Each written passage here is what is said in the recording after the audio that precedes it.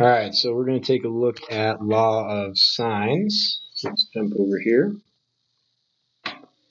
More or less, the concept behind law of sines is the idea that if we draw a triangle, and we're not going to draw it exactly, but when you look at a triangle, you can take the base and the height times 1/2, and you can find the area.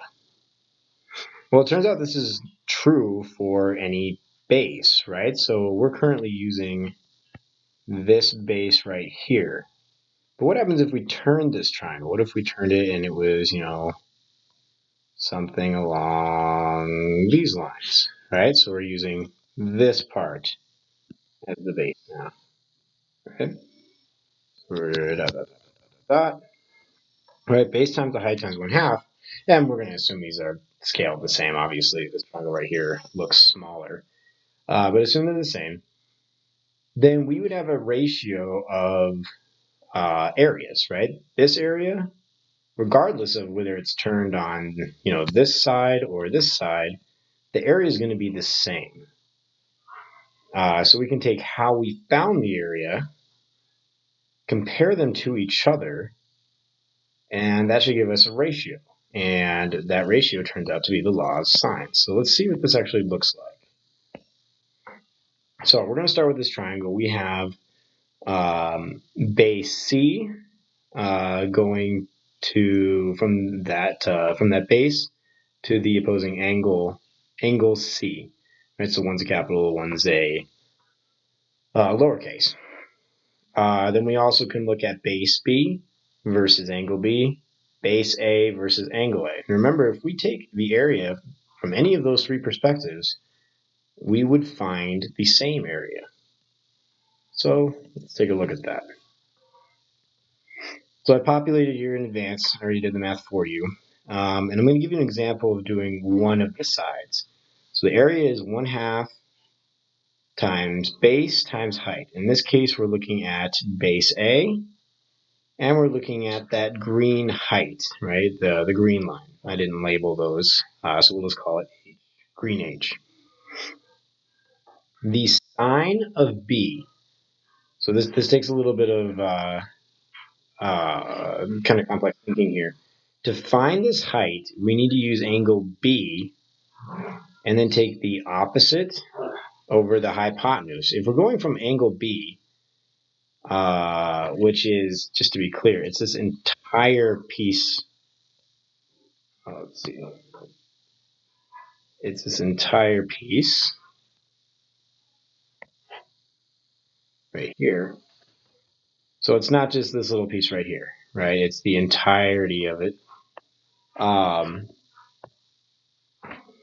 Then the opposite over the hypotenuse would yield that green H, right? That height going from base A over the hypotenuse, which is our red C.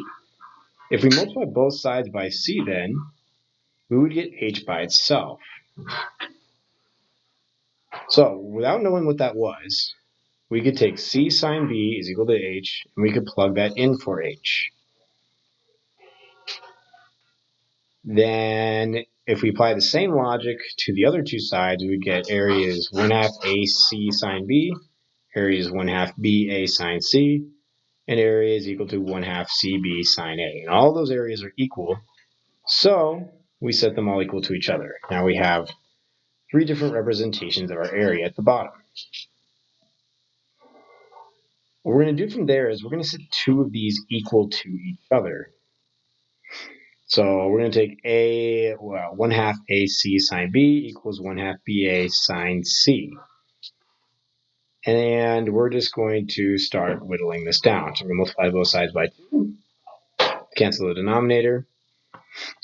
We'll then divide both sides by A, and we're going to be left with C sine B equals B sine C. From there, we are going to get, we're going to divide by B on both sides. Those B's on the right side are going to cancel. Then we're going to multiply both sides by 1 over C to get rid of the C in the numerator on the other side.